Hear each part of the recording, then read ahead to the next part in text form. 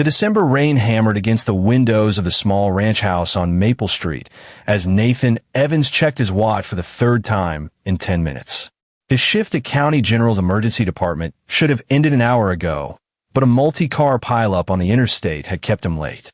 Now, pulling into his driveway at nearly 8 o'clock, he could see the Christmas lights he'd strung up last weekend glowing through the downpour, making the house look warm and inviting despite the storm. Inside, his 6-year-old son Jason was sprawled on the living room floor, pushing toy cars across the hardwood with sound effects that filled the house. The boy looked up when Nathan entered, his face splitting into a grin. "Dad, you're home. Mom said you got stuck at the hospital again." Nathan scooped him up, ignoring the protest from his lower back. 12 years in the Army as a combat medic, followed by 5 years in emergency medicine, had left their mark. "Sorry, buddy. Big accident on the highway. Everyone okay now, though? Did you save people?" Jason's eyes went wide with that particular brand of hero worship that simultaneously embarrassed and motivated Nathan. "The whole team did. That's how it works." He set Jason down and ruffled his dark hair, noticing again how pale the boy looked. "You feeling all right? You look tired." "I'm okay. Just have a little headache." Nicole Evans emerged from the kitchen, wiping her hands on a dish towel. At 32, she still had the same warm smile that had caught Nathan's attention 8 years ago at a community college fundraiser. But lately, he'd noticed tension around her eyes, a tightness in her shoulders that hadn't been there before. "Hey," she said, crossing to kiss him. "Rough day, MVA. 3 critical, 2 stable. We got them all through." He lowered his voice. "Jason said he has a headache again. That's the 3rd time this week." Nicole's expression flickered with concern before she smoothed it away. "I know. I made a pediatrician appointment for next week. He's probably just tired from all the Christmas excitement. Mom's been bringing him those children's vitamins to help boost his immune system." Nathan felt his jaw tighten at the mention of Loretta Dodson. His mother-in-law had never approved of him, had made that clear from day one. The fact that Nicole still called her mom with such automatic deference, even after everything Loretta had said and done, sometimes felt like a small betrayal. "Right?" he said, keeping his voice neutral. "The vitamins." Nicole caught the tone. "Nathan, please. She's trying. You know how she is, but she loves Jason. She just wants to help." He wanted to argue that Loretta's version of help usually came with strings attached, but Jason was watching them with that worried look kids get when they sense tension between their parents. Nathan forced a smile. "I know. How about we have some dinner? I'm starving." Later that night, after Jason was in bed, Nathan sat at the kitchen table with Nicole, nursing a beer while she went through the mail. The rain had stopped, leaving the world outside clean and cold. "Victor called," Nicole said without looking up from a Christmas card. "He's confirmed for Christmas Eve. His flight gets in around 2. Nathan perked up. "That's great. Haven't seen him in almost a year." Victor Welch had served with Nathan in Afghanistan, a chemistry genius who'd somehow ended up in combat medicine before transitioning to toxicology after his discharge. They kept in touch through the years, though Victor's work at a pharmaceutical research facility in Boston meant visits were rare. Having him for Christmas would be good. "Mom's coming too," Nicole added, still not meeting his eyes. "She wants to spend Christmas Eve with us. She'll head home Christmas morning to visit Aunt Patricia." Nathan took a long pull from his beer. "Okay, Nathan." I said okay. He reached across the table, taking her hand. "Look, I know you want your mom to be part of Jason's life. I get it. I just wish she could accept that you chose me, that we're a family. It's been 8 years. Nicole's eyes glistened. "She's getting better. You have to admit that. She barely even makes those comments about your background anymore." Nathan's background was code for the fact that he'd grown up in foster care after his parents died in a house fire when he was 7. No family money, no connections, just a kid who'd scraped his way through life until the Army gave him purpose and direction. Loretta Dodson, widow of a successful real estate developer, had made it abundantly clear that her daughter deserved better than a man with no pedigree. "Sure," Nathan said. "She's a model of acceptance now." They went to bed without resolving anything, because there was nothing to resolve. This was their reality, had been since the day Nathan had proposed to Nicole despite Loretta's vocal opposition. The wedding had been tense, with Loretta making her disapproval known to anyone who would listen. But Nicole had stood by him, and that had been enough. Lying in the darkness, Nathan listened to his wife's breathing even out as she fell asleep. His mind wouldn't settle. Jason's headaches bothered him more than he'd let on. The boy had also been more tired lately, sometimes falling asleep after school when he used to have boundless energy. Nathan had noticed it over the past 2 months, a gradual decline that was subtle enough to miss day-to-day, but obvious when he thought back to September. He'd check Jason's vitamin bottle tomorrow, see what exactly Loretta had been giving him. Probably just overpriced supplements from some health food store, but it wouldn't hurt to verify. Better safe than sorry, his old drill sergeant used to say. The thought nagged at him as he finally drifted off. The next morning was Saturday, and Nathan woke to find Jason already up, watching cartoons in the living room. He looked better in the daylight, more color in his cheeks, though when Nathan asked how he felt, the boy mentioned his head still hurt a little. "Where are those vitamins Grandma gave you?" Nathan asked, keeping his tone casual. "In the bathroom. The gummy ones. They're pretty good actually." Nathan found the bottle in the medicine cabinet, a cheerful label proclaiming Junior Strength Multivitamins with a smiling sun character. The brand looked legitimate, sold at major retailers. He relaxed slightly, then checked the ingredients anyway. Standard stuff. Vitamin C, D, B-complex, zinc. Nothing unusual. Maybe he was being paranoid. Still, he took a photo of the label and texted it to Victor. "These look okay to you?" Loretta's been giving them to Jason. The reply came 20 minutes later. Standard formula. "Should be fine." "Why, what's wrong?" "Jason's been having headaches, fatigue." "Probably nothing. See you Tuesday. Keep an eye on it. Let me know if it gets worse." Nathan spent the day doing Christmas prep with Jason, putting up the last of the decorations, baking cookies that turn out slightly burned but edible. Nicole was at work, pulling a weekend shift at the accounting firm where she'd been promoted to senior analyst last year. Loretta called twice, both times asking to speak with Jason, both times keeping Nathan on the phone for barely 10 seconds before demanding her grandson. By the time Nicole got home at 6, Nathan had worked himself into a state of controlled irritation. "Your mother called," he said, perhaps more sharply than intended. Nicole sighed, dropping her purse on the counter. And she acts like I'm the babysitter she has to tolerate to speak with Jason. 8 years, Nicole. 8 years of this. I know it's hard, but she's alone now. Dad died 3 years ago, and she doesn't have anyone else. Jason's her only grandchild. Nathan bit back the response that Loretta's loneliness wasn't his problem, especially when she'd gone out of her way to make him feel unwelcome in his own family. Instead, he changed the subject. How was work? They moved through the evening in the careful dance they'd perfected, avoiding the minefield of Loretta Dodson while maintaining the appearance of domestic harmony. Jason seemed brighter after dinner, playing with his Legos until bedtime. Maybe the headaches were just a phase, Nathan thought. Kids went through things. But Sunday brought another headache, this one bad enough that Jason threw up his breakfast. Nathan's concern ratcheted up several notches. He made a note to call the pediatrician first thing Monday, appointment or not. Monday morning, Nathan was pulling a double shift to cover for a colleague on vacation, so Nicole took Jason to school. The boy seemed better by then, no headache, and he bounded out of the car with his usual energy. Nicole texted Nathan updates throughout the day. Jason was fine, eating well at lunch, playing with friends at recess. When Nathan finally got home Tuesday afternoon, exhausted from back-to-back emergency cases, he found Nicole in a state of controlled excitement. "Victor landed," she said. "I'm picking him up in an hour. Mom's coming around 6 with dinner. She wants to help cook for Christmas Eve tomorrow." Nathan's exhaustion made him less diplomatic than usual. Great. A whole evening of Loretta. "Please," Nicole said, and there was real pleading in her voice. "Please just try. For Jason. For me. It's Christmas." He relented, as he always did when she looked at him like that. "Fine. I'll be nice." Victor Welch arrived in a rental car at 4:30, a tall, lean man with graying temples and sharp eyes that missed nothing.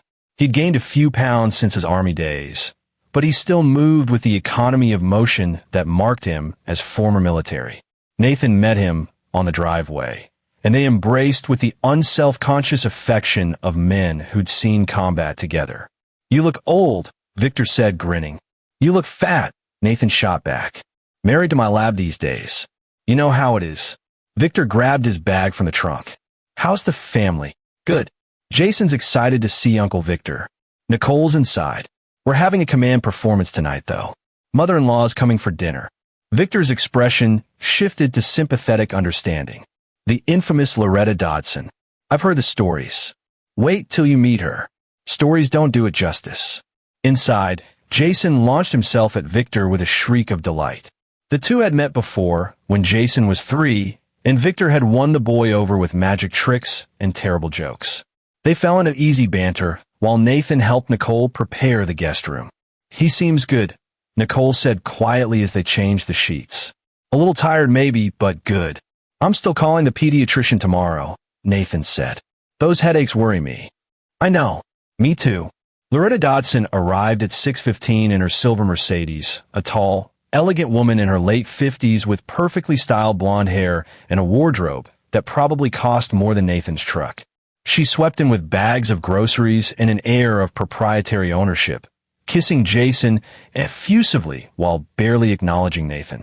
"Nicole, darling, you look exhausted," Loretta said, managing to make it sound like an accusation. "Are you getting enough rest? I worry about you working so hard." "I'm fine, Mom. You remember I mentioned Victor Welch? Nathan's friend from the service." Loretta's smile didn't reach her eyes as she shook Victor's hand. "Of course. Nicole told me you're some kind of scientist." "Toxicologist," Victor said pleasantly. "I work in pharmaceutical research." "How fascinating." Loretta's tone suggested it was anything but. She turned to Jason. "And how's my favorite boy? Grandma brought you something special." She produced a bag from her purse, and Jason's eyes lit up. "Cookies. Homemade just for you. And I brought your vitamins. Have you been taking them every day like I said?" "Yes, Grandma." Nathan watched this exchange with growing discomfort he couldn't quite name. Something about the way Loretta emphasized the vitamins, the way she watched Jason with such intense focus, set off alarm bells in his head. But he pushed the feeling down. He was being paranoid, seeing threats where there were none. Dinner was tense despite everyone's efforts. Loretta dominated the conversation, sharing stories from her volunteer work at the country club charity board, dropping names of local politicians and business leaders she knew. She asked Victor polite questions about his work, but clearly wasn't interested in the answers. When Nathan mentioned a particularly difficult save he'd made at the hospital, Loretta changed the subject within 30 seconds. By the time dessert rolled around, Nathan was ready for the evening to end.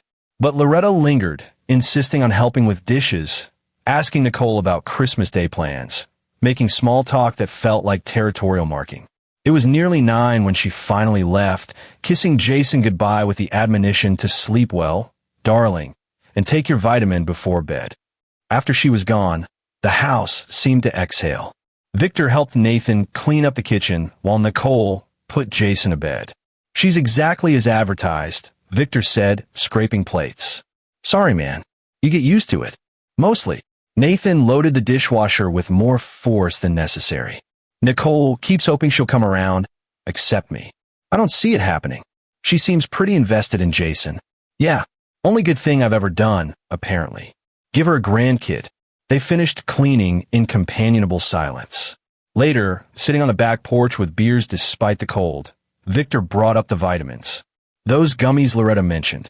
Same ones you sent me the photo of." "Yeah, why?" "Just struck me as odd, the way she emphasized them. Like she was checking up." "Probably nothing." Nathan had thought the same thing, but hearing it from someone else made it feel less paranoid. "Jason's been having headaches. Fatigue. I'm taking him to the doctor this week." "Good call. Could be anything. Growing pains, stress, even just the change in routine with school." Victor paused. "But keep an eye on it. Trust your gut." Nathan's gut had kept him alive in Kandahar and saved countless patients in the ER. Right now, it was telling him something was wrong. He just couldn't pinpoint what. Christmas Eve dawned bright and cold, the kind of crystalline winter day that made everything look like a postcard. Nathan woke early, unable to shake the sense of unease that had settled over him. He found Jason in the living room, already awake, staring at the presents under the tree with the focused intensity only a 6-year-old on Christmas Eve could muster. "Morning, buddy. How you feeling?" "Good." Jason bounced up. "Is it Christmas yet?" "Almost." "You sleep okay?" "Yeah, but I'm tired. Can I take one of Grandma's vitamins?" She said they give me energy. Something cold slid down Nathan's spine. When did Grandma say that? Last night when she tucked me in. She said to take one every night this week, and I'd feel much better. Nathan kept his voice calm. "Let's wait on the vitamin this morning. I want to check with the doctor first. Okay? We got a big day ahead." Jason shrugged, easily distracted by the promise of presents and festivities. But Nathan's unease crystallized into something sharper.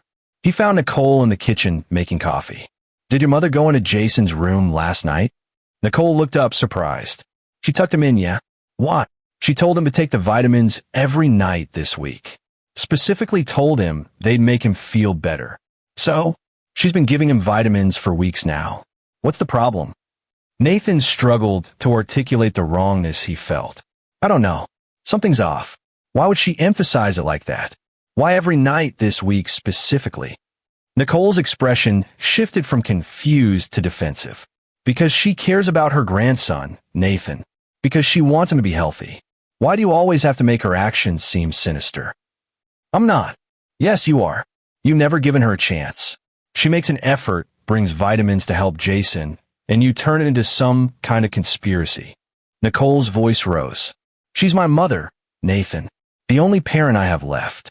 Can't you just accept that she's trying?" They stared at each other across the kitchen island, years of accumulated grievances hanging in the air between them. Finally, Nathan backed down. "You're right. I'm sorry. I'm probably just tired." But he didn't believe it, and from the look in Nicole's eyes, she didn't either. The day proceeded in a blur of activity. Victor joined them for a big breakfast. Then they all went to the community center for the annual Christmas Eve lunch, a tradition Nicole's family had maintained for years. Loretta held court among the other volunteers, introducing Jason around with obvious pride while barely acknowledging Nathan's presence. Back home by 3, they started dinner preparations. Loretta took over the kitchen with the efficiency of a general commanding troops, assigning tasks and critiquing execution. Nathan retreated to the living room with Victor and Jason, playing board games while Christmas music filled the house. At 7, they sat down to dinner. The meal was impressive, Nathan had to admit. Loretta had outdone herself with a spread that belonged in a magazine. Herb-roasted turkey, homemade cranberry sauce, 3 types of potatoes, green beans, almondine, fresh rolls. Jason's eyes went wide at the feast. "This is amazing, Grandma." Loretta beamed. "Only the best for my special boy. Now eat up. You need your strength." They made it through dinner with minimal tension, the Christmas spirit providing a buffer against old wounds. Jason was animated, telling stories from school, excited about presents and Santa's impending arrival. For a few hours, they almost felt like a normal family. But as bedtime approached, Nathan noticed Jason yawning more frequently. By 8:30, the boy could barely keep his eyes open. "Someone's ready for bed," Nicole said, smiling. "Santa won't come if you're awake." "But I'm not even sleepy," Jason protested through a massive yawn. Loretta stood. "Let me tuck you in, darling. I brought something special to help you sleep so Santa can come." Nathan's instinct screamed. "What do you mean? Help him sleep?" Loretta's smile was saccharine. "Just his vitamin, Nathan. Calm down. The bottle says it promotes restful sleep. I thought it would be perfect for Christmas Eve." She pulled a gummy from the bottle in her purse, holding it out to Jason. "Here, sweetheart. Take this before bed. It'll help you have sweet dreams." Victor, who'd been clearing dishes, suddenly went still. "Can I see that bottle?" Everyone turned to look at him. Loretta's smile tightened. "I'm sorry, the vitamin bottle. I'd like to see it." Victor's voice was pleasant but firm, and Nathan recognized the tone from their army days. Something was wrong. "I don't see why." "Please." Victor held out his hand. Loretta, cornered by social expectation, handed over the bottle. Victor examined it carefully, turning it to read the label. Then he unscrewed the cap and poured several gummies into his palm. Nathan watched his friend's face drain of color. Nathan, Victor said quietly. Take Jason upstairs. Now. What? What? Now. The command voice, sharp and urgent. Victor grabbed Jason's hand. Buddy, did you take one of these today? No, last night. Uh-huh. Grandma said. Spit it out. Victor pulled Jason's mouth open, checking. When? What time? Nathan was moving now, his combat medic training kicking in even as his mind struggled to process. Victor, what's happening? These aren't vitamins. Victor was already on his phone, dialing 911. Nathan, get the bottle he took it from. Every bottle. And check Jason's pupils. Now. The room erupted into chaos. Nicole screamed questions. Loretta went white, backing toward the door. Nathan grabbed Jason, tilting his head back to check his eyes. The pupils were slightly dilated but responsive. Jason, how do you feel? Tired. My head hurts a little. Victor was speaking rapidly into the phone. 6-year-old male, approximately 20 kilograms. Ingestion of what appears to be diphenhydramine, possibly combined with a sedative hypnotic. Unknown quantity. Last dose approximately 24 hours ago. Patient is alert but drowsy. He rattled off the address. I need immediate transport. Someone tell me what's happening. Nicole's voice cracked with panic. Nathan was tearing through the bathroom, finding the vitamin bottle, checking the label. It looked identical to the one Loretta had just given Victor. But Victor wouldn't react like this unless. These aren't the same, Victor said, showing both bottles side by side. Look, the label's the same, but the color of the gummies is different. The legitimate ones are bright. These, he held up the one from Loretta's purse, are darker. And look at the consistency. Nathan stared. Victor was right.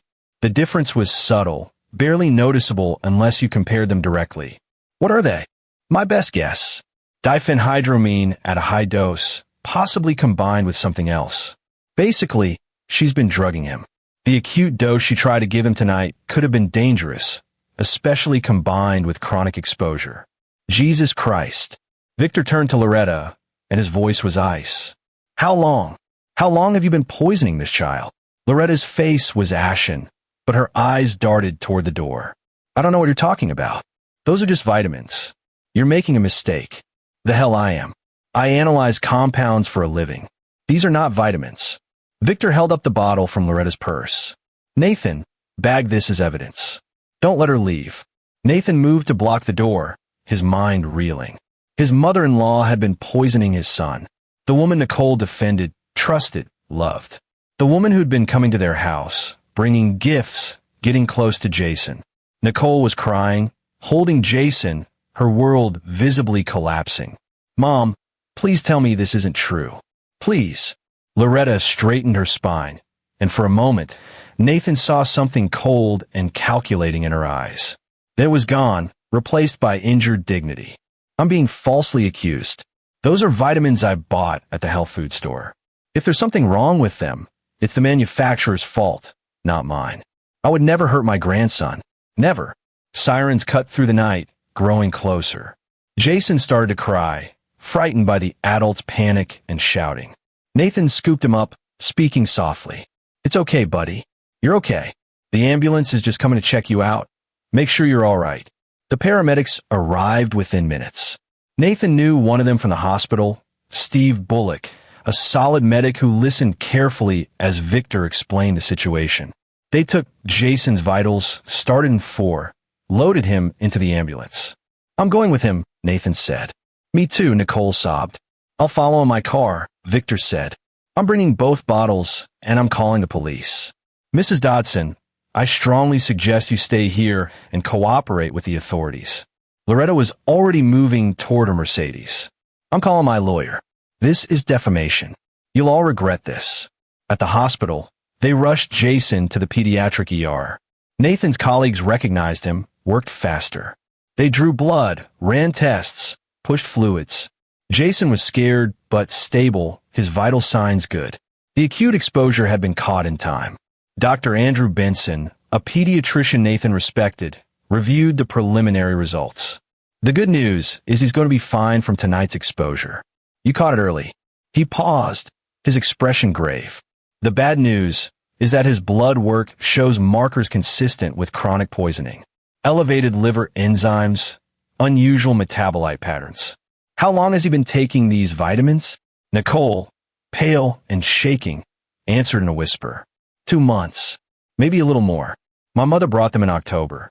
Said they'd help with his immune system before flu season. And the symptoms started when, around the same time, Nathan said, the pieces clicking into place with horrible clarity. Headaches, fatigue, occasional nausea. We thought it was stress from school. Dr. Benson nodded grimly. We're going to run a full tox screen, check for organ damage. I've already called Child Protective Services and the police. This is a criminal matter. 2 uniformed officers arrived within the hour, taking statements. Victor had bagged the bottles, maintained chain of custody like the careful scientist he was. The evidence was solid. 1 bottle contained legitimate children's vitamins. The other contained something else entirely, something designed to mimic vitamins, but deliver a very different payload. We'll need to test these at the lab, Officer Chris Maldonado said, carefully labeling the bags. But based on what your friend here is saying, this is attempted poisoning. Where's the grandmother now? She left, Nathan said. Probably at home, calling her lawyer. We'll pay her a visit. In the meantime, does anyone have any idea why she'd do this? Any motive? Nathan and Nicole looked at each other. Nicole's eyes were red from crying, her face blotchy and devastated. She never wanted us to get married, she said softly. Never thought Nathan was good enough. But I can't believe my own mother. We're going to need detailed statements from all of you, Maldonado said. But first, let's make sure your son is stable. We'll have officers here overnight just to be safe. Jason was admitted for observation. The doctors wanted to monitor him, make sure the acute exposure didn't cause delayed effects. Nathan sat by his bedside while Nicole curled in the chair, alternating between crying and staring blankly at the wall. Victor pulled Nathan aside around midnight. I've been thinking about this. The level of planning involved, the fake bottles, the long timeline. This wasn't impulsive. She's been planning this for months. But why? Nathan felt numb, exhausted. What was the endgame? That's what we need to figure out. Because people don't poison children without a reason, and I don't buy that she was just trying to make him sick out of spite. There's something bigger here. They were about to find out just how much bigger. The next morning, Christmas Day, felt surreal. Jason was awake and alert, asking for breakfast and wondering why he was in the hospital instead of opening presents at home. They'd managed to bring a few gifts from the house, trying to maintain some normalcy for a 6-year-old who didn't understand why Grandma's vitamins had made everyone so scared. Detective Dwight Savage arrived at 9, a heavy-set man with tired eyes and a no-nonsense demeanor. He'd been called in despite the holiday because of the severity of the case. Lab results came back fast, he said, pulling up a chair in Jason's room. The boy was watching cartoons, oblivious to the adult conversation. Your friend was right. Those gummies from Mrs. Dodson's purse contained high doses of diphenhydramine and doxylamine, both sedative antihistamines. At the dose she was giving him, prolonged use could have caused serious neurological problems, potentially permanent damage. The acute dose she tried to give him last night could have been fatal, especially for a child his size. Nicole made a sound like a wounded animal. Nathan put his arm around her, but she pulled away. We searched Mrs. Dodson's home this morning, Savage continued. Found some interesting things. More bottles of the fake vitamins, a journal documenting Jason's symptoms and your parenting, lots of photos. Also found correspondence with a Dr. Scott Ford, a psychiatrist who apparently was ready to testify that Jason showed signs of abuse and neglect. What? Nathan's voice was sharp. We've never taken Jason to a psychiatrist. He's never been abused. Dr. Ford's license was suspended last year for ethics violations. Looks like Mrs. Dodson was paying him to provide expert testimony. We also found emails between her and a family law attorney, Brett Harris. They were building a custody case. The picture was becoming clearer. It was worse than Nathan had imagined. She was trying to take Jason away from us. That's what it looks like. The plan seems to be poison Jason to create symptoms of chronic illness and behavioral problems, document those problems, blame you two for neglect or abuse, use her connections and money to build a custody case, get Jason taken away. She had a whole network set up. Dr. Ford was going to say Jason was being emotionally abused. Mr. Harris had a friendly judge lined up. She probably figured with her wealth and social standing versus your background. Savage glanced at his notes. Foster care, military, working class job. She'd win. Nathan felt rage building in his chest, hot and dangerous. 8 years of subtle digs, of being made to feel inferior, of having his love for his son questioned. And all along, Loretta had been planning this.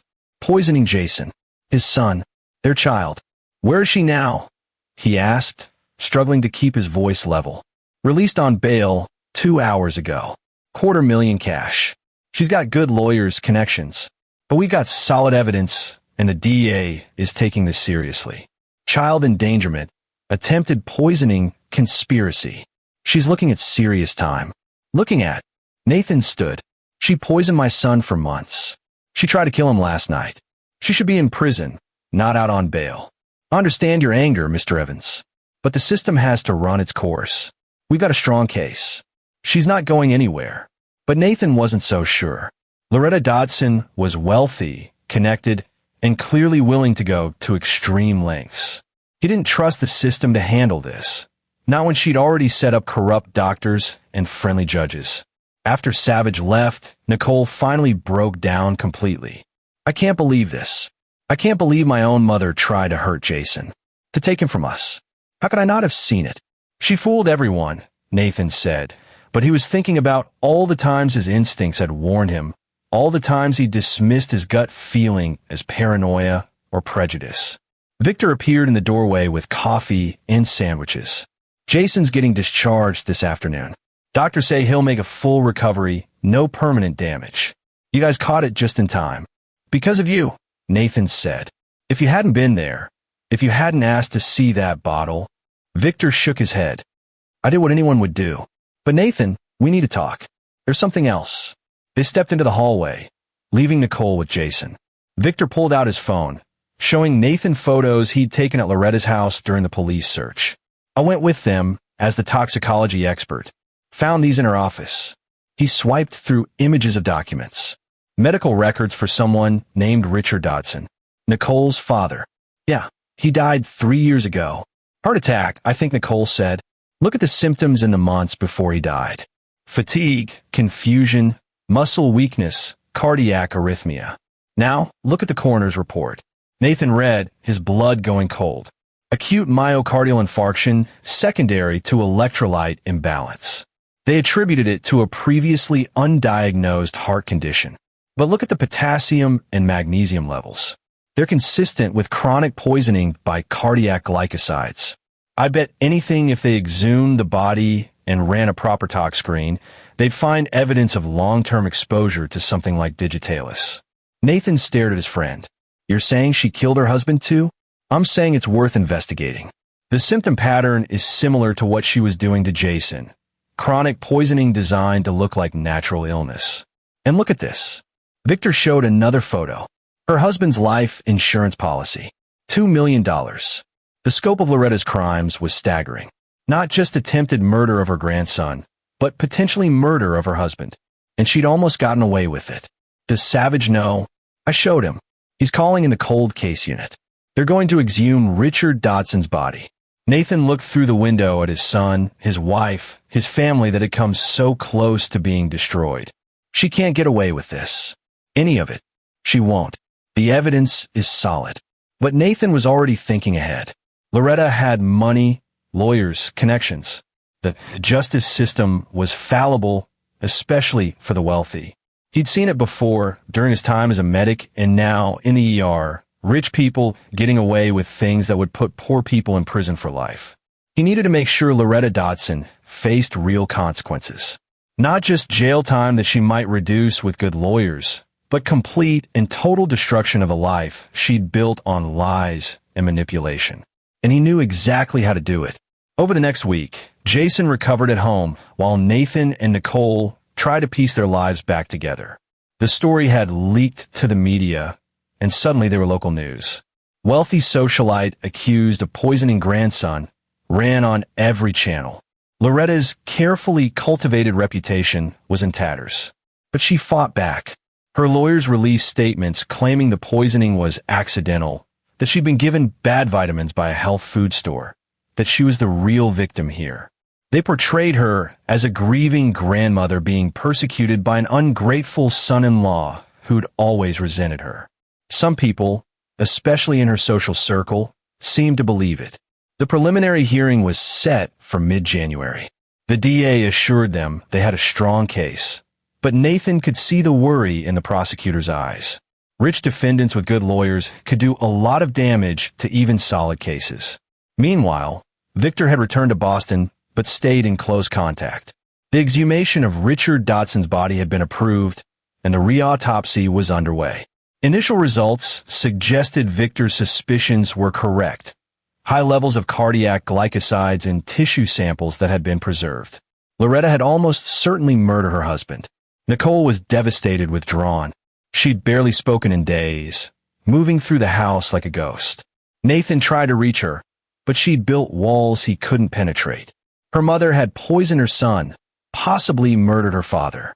The betrayal was too massive to process.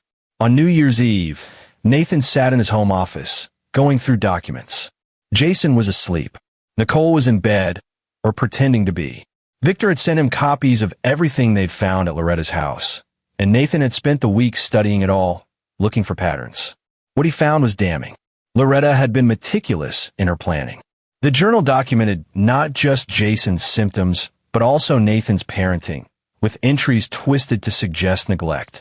Photos showed Jason looking tired or unhappy, carefully curated to support a narrative of abuse. She'd been building this case for at least 6 months, possibly longer. But there were other things too. Financial records showing large cash withdrawals, payments to Dr. Ford and Attorney Harris, communications with other people in what appeared to be a broader network. Loretta hadn't just been planning to take Jason. She'd been planning to destroy Nathan completely, get him potentially charged with child abuse, ruin his career and reputation. And she'd done similar things before.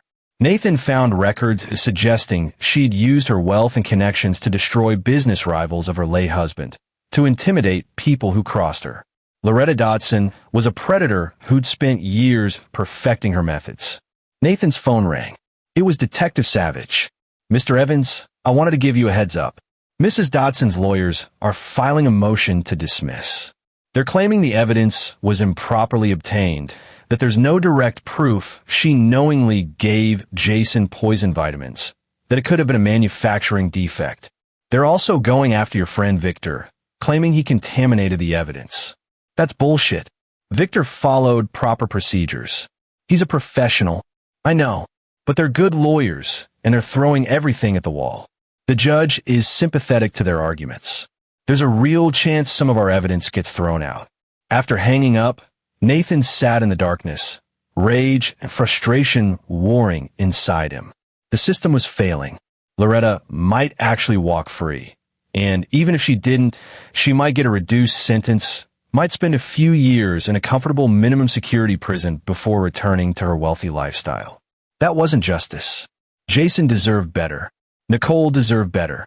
Richard Dodson deserved better.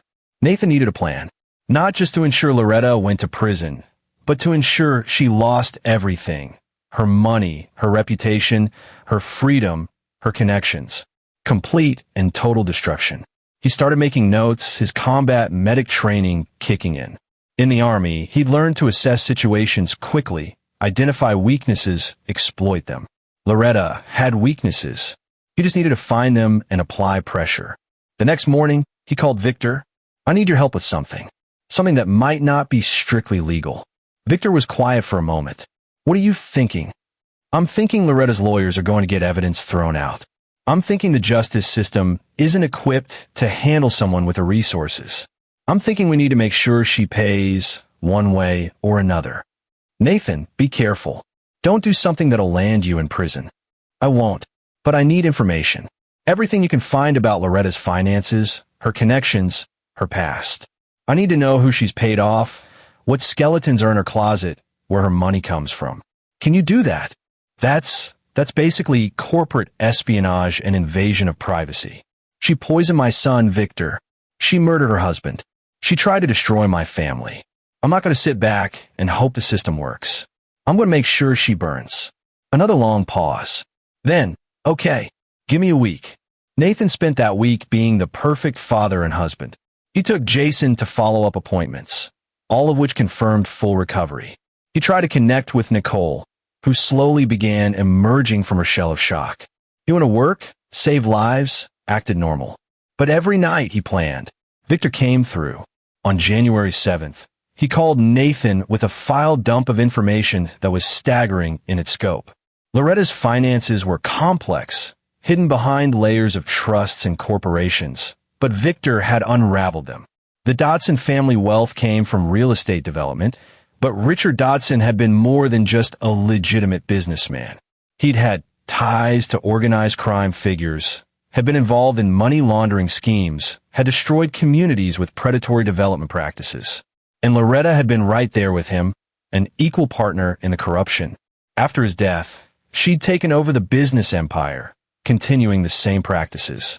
She'd bribed officials, destroyed competitors, ruined lives, all while maintaining her facade as a respectable society matron doing charity work. There's more, Victor said. I found evidence she's been blackmailing people. Politicians, business leaders, even a few law enforcement officials. That's how she has so many connections. She's got dirt on everyone. Where's the evidence? Encrypted files on her computer, plus physical documents in a safe deposit box. I've got the account numbers and bank information, but I can't access the actual contents without breaking about 15 different laws. Nathan smiled grimly. For me, everything. I'll handle it. The preliminary hearing was set for January 15th. Nathan had 10 days to execute his plan. He started with the media. Using information from Victor's research, he anonymously leaked documents to investigative journalists, showing Loretta's connections to organized crime figures, her involvement in money laundering, her history of destroying business rivals. The stories started appearing within days, each one more damaging than the last. Society matron's dark past revealed, Dodson family's criminal empire exposed, poison case defendant linked to mob figures. Loretta's lawyers tried to control the narrative, but there was too much evidence, too many sources. The journalists dug deeper, finding victims of the Dodsons' business practices, people who'd been ruined by their development schemes, families who'd been displaced and destroyed. Nathan then turned to Loretta's blackmail network. He couldn't access the files directly, but he could make them public knowledge.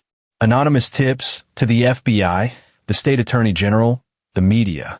Within days, several of Loretta's friends were under investigation. A city councilman resigned. A judge recused himself from all Dodson-related cases. A police captain was suspended. The network that had protected Loretta for years collapsed in on itself as everyone scrambled to cover their own backs. But Nathan wasn't done. He needed one more thing to ensure Loretta's complete destruction. Proof of her guilt so overwhelming that even the best lawyers couldn't defend her. He got it from an unexpected source. On January 12th, 3 days before the hearing, Nicole came to him with a box of old home videos she'd found in the attic. I was looking for something else and found these. They're from when I was a kid, family memories. I thought maybe watching them would help me remember my mother as something other than a monster. Nathan sat with her, watching grainy footage of birthday parties and holidays, seeing young Nicole laughing with her father while Loretta directed everything from behind the camera. It was painful to watch, knowing what Loretta had done to that family. Then he saw something that made him pause. Go back. That last video. It was Christmas, maybe 20 years ago. Nicole was about 12. Richard was healthy and vibrant. The camera work was shaky. Someone else was filming. In the background, barely visible, Loretta stood at the kitchen counter. Her back was to the camera, but she was clearly doing something to a drink, adding something from a small bottle. What is she doing? Nicole whispered. Nathan replayed it in slow motion. Loretta stirring something into Richard's coffee, then turning with a smile, bringing it to him. Richard drinking it, thanking her with a kiss. Do you have more of these videos? From the last few years before he died. They went through hours of footage. And there it was, Over and over, Loretta preparing food and drinks for Richard when she thought no one was watching. Small additions from bottles, careful measurements. In one video from 6 months before Richard's death, she could be seen crushing pills into his dinner. She documented her own crime, never imagining someone would look this closely. "Oh my God," Nicole said, her face pale. "She really did kill him. She killed my father."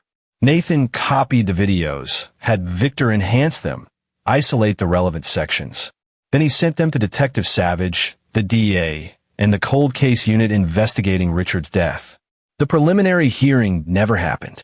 On January 14th, the DA filed additional charges against Loretta Dodson.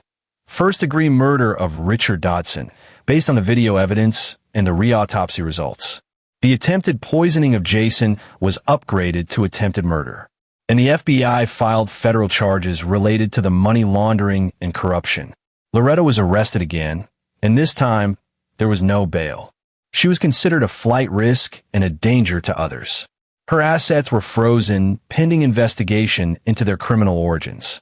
Her lawyers withdrew, not wanting to be associated with such a toxic case. She was alone, broke, and facing life in prison.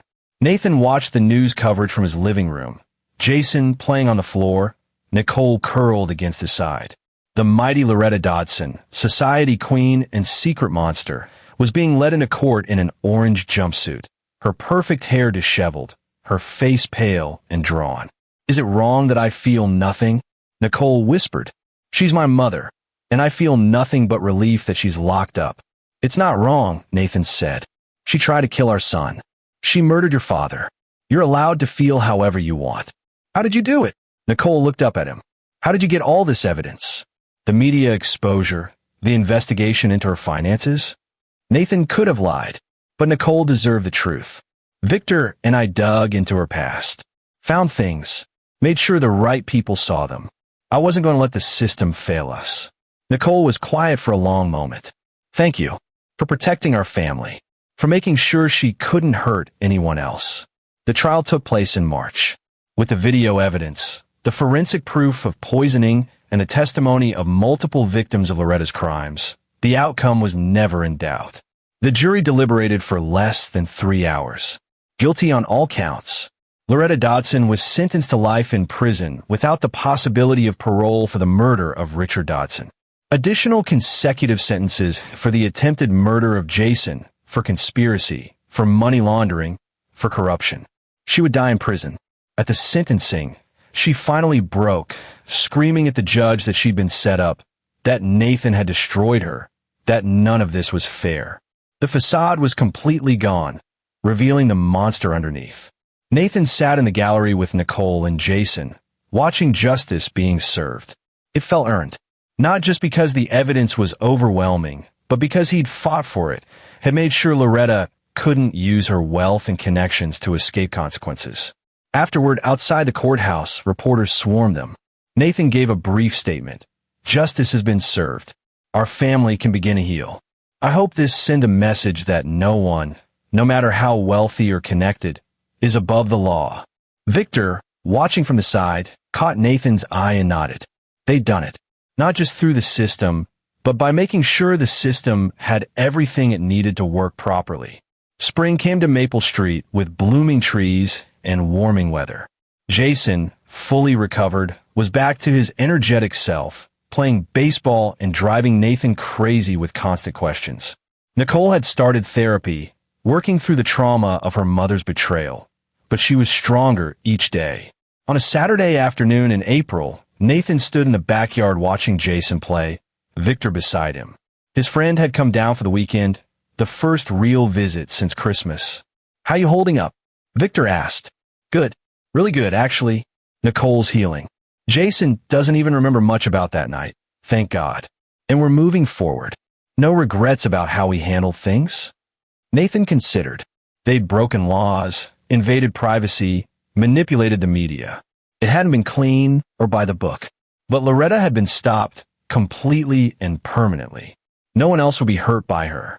No regrets. She made her choices. We made sure she paid for them. What about the money? The Dodson estate.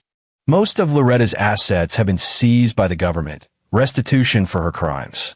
But there had been some legitimate funds, including life insurance from Richard's death, that had gone to Nicole as the sole heir.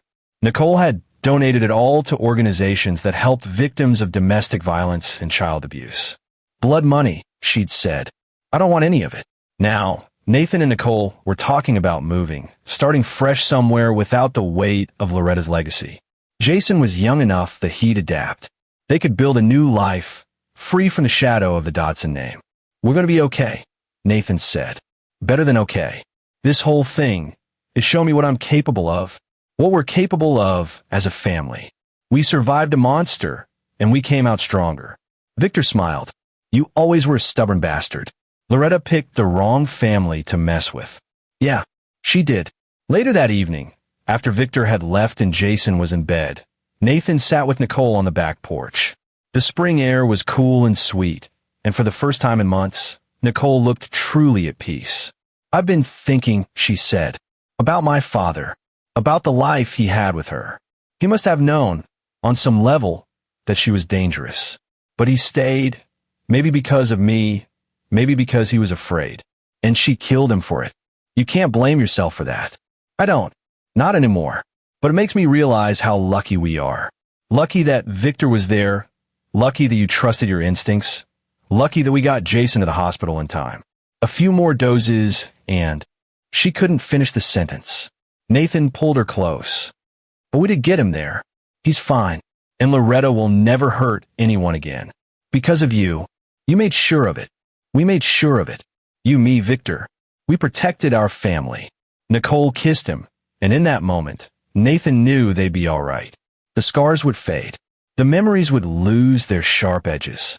They'd rebuild, stronger and more united than ever. Inside the house, Jason called out for water. Nathan went to him, climbing the stairs to his son's room, looking at the boy who'd almost been taken from them. Jason smiled sleepily, took the water, hugged his father tight. Love you, Dad. Love you too, buddy. Sleep well.